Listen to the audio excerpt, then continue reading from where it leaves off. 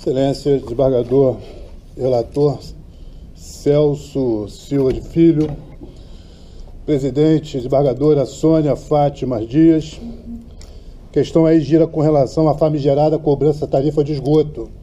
Eu vou trazer para os senhores aqui, né, uma teoria que eu elaborei aí com minhas estagiárias, doutora Tainá e doutora Geniele.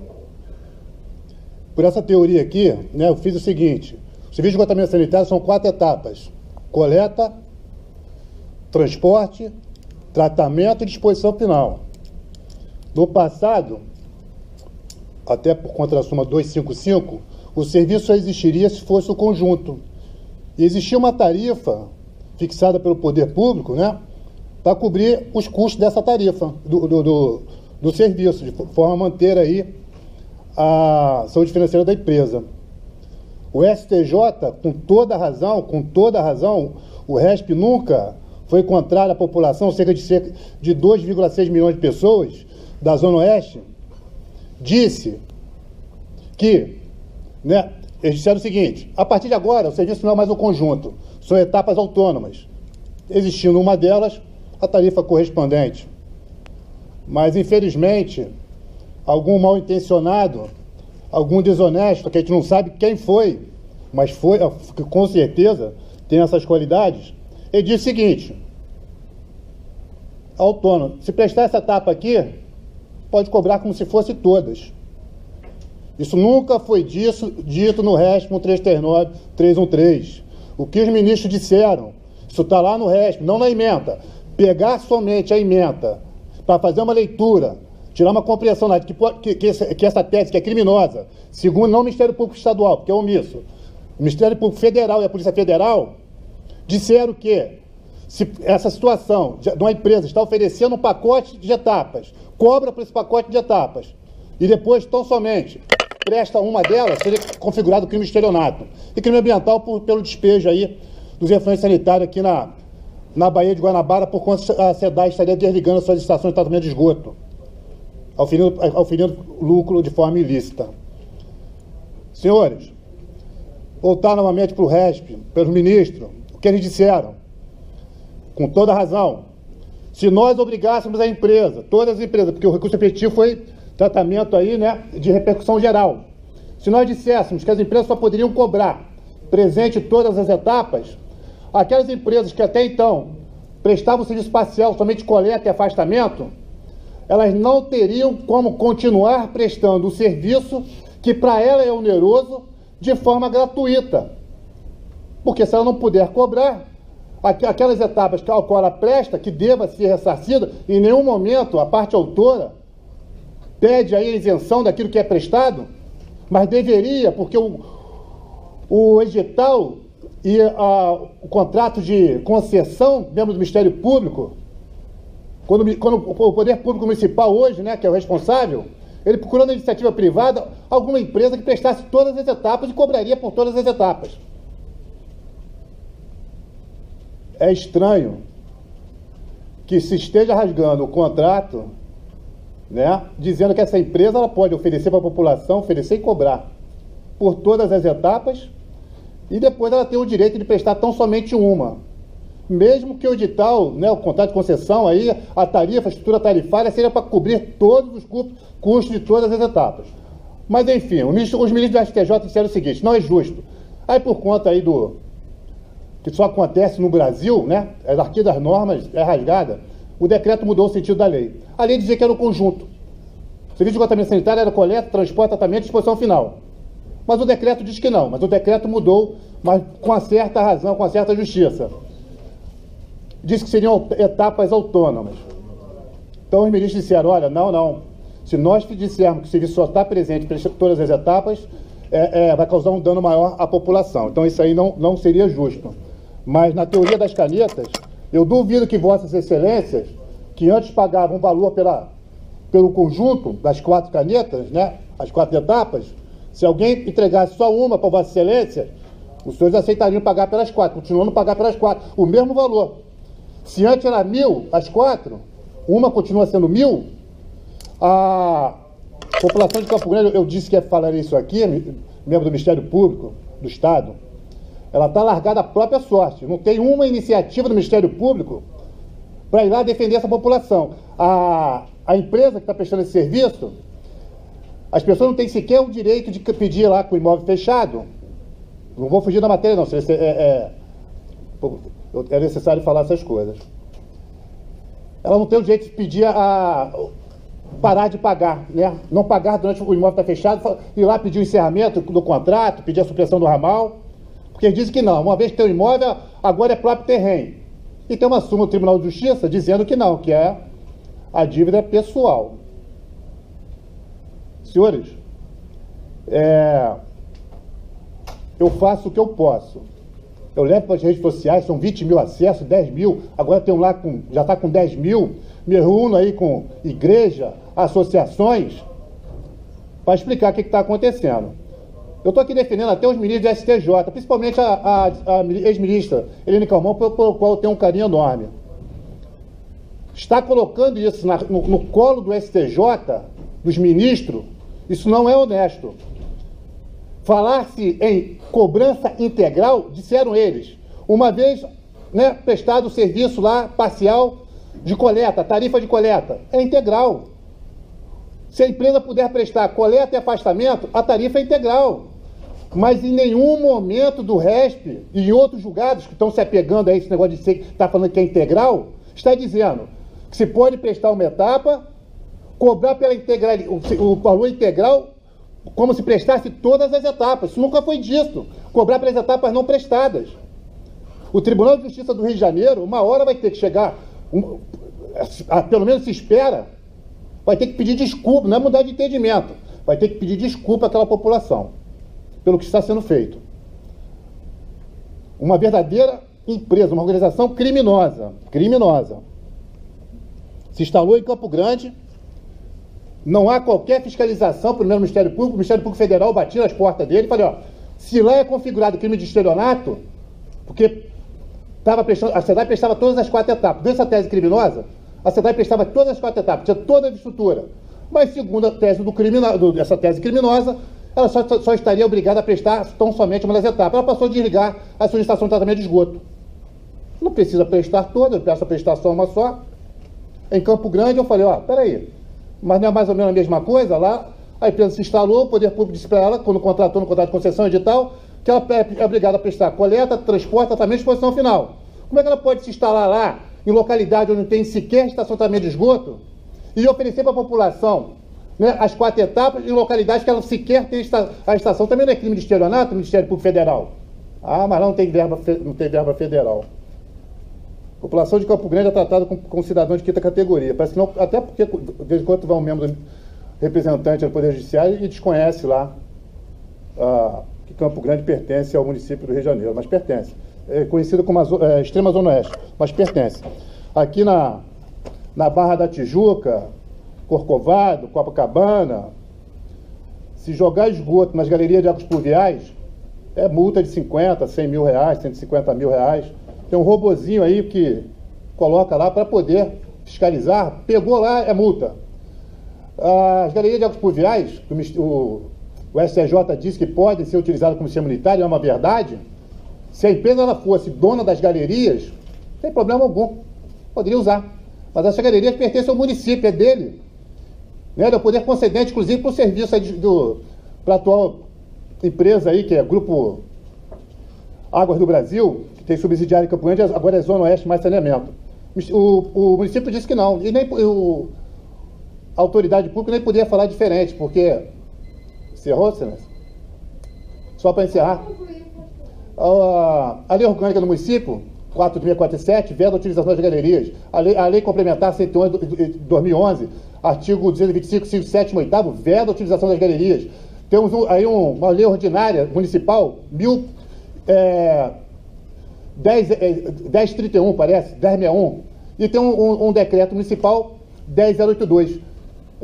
Me preocupa muito essa situação. Eu trago aqui essa teoria das canetas, espero que as pessoas aqui, principalmente o público, tenham entendido que nós não podemos continuar. Antes era as 4 com valor. Se entregar uma, continua o meu valor? Com todas as bênçãos, Excelência. A minha parte eu faço.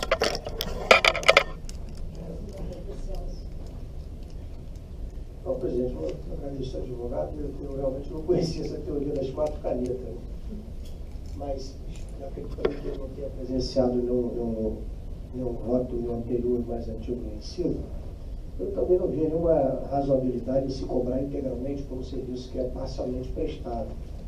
E quando cheguei ao tribunal, há 3 anos atrás, era assim que eu botava aqui do lado na 24ª Câmara Civil, por entender que se parte era prestado, parte somente poderia ser cobrada. No entanto, eu era vencido lá, como de resto também era vencido aqui, sob o argumento de que se não podia ser apurado qual o valor efetivamente devido, que fosse cobrado o valor integral. E esse argumento eu pensava que fosse me ajudar. Eu pensei que o desembargador fosse falar assim, ó, se o serviço não é integralmente prestado, não pode cobrar tudo, cobra metade. Mas não, já que não pode ser apurado o valor de cada etapa, então cobra tudo. Essa conclusão foi alcançada pela maior parte das câmaras do tribunal, com amparo no especial que o doutor se referiu. E depois de 1 ano, 2 anos de voto vencido, eu passei com ressalva para a maioria, porque era mais um daqueles casos de tipo de voto que não leva a lugar nenhum, sendo que agora escutei e outras câmaras estão determinando devolução pela metade, não sei se é o caso da Câmara da Desembargadora Celeste, do tempo passado, mas no fundo, por uma divergência quanto ao resultado do RESP.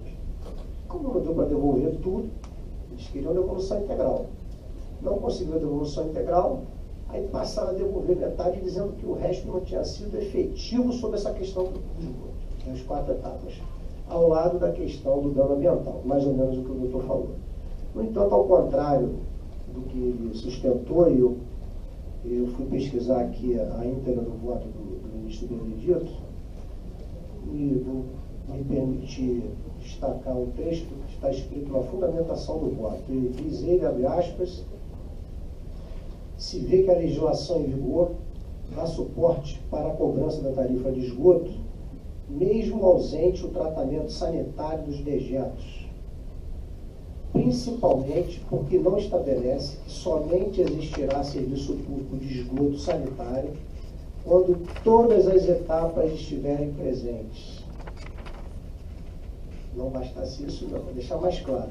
Tampouco proíbe a cobrança da tarifa pela prestação de uma só ou de algumas destas atividades. Então, certo ou errado, o que acontece com o STJ em sempre repetitivo, julgou dessa forma.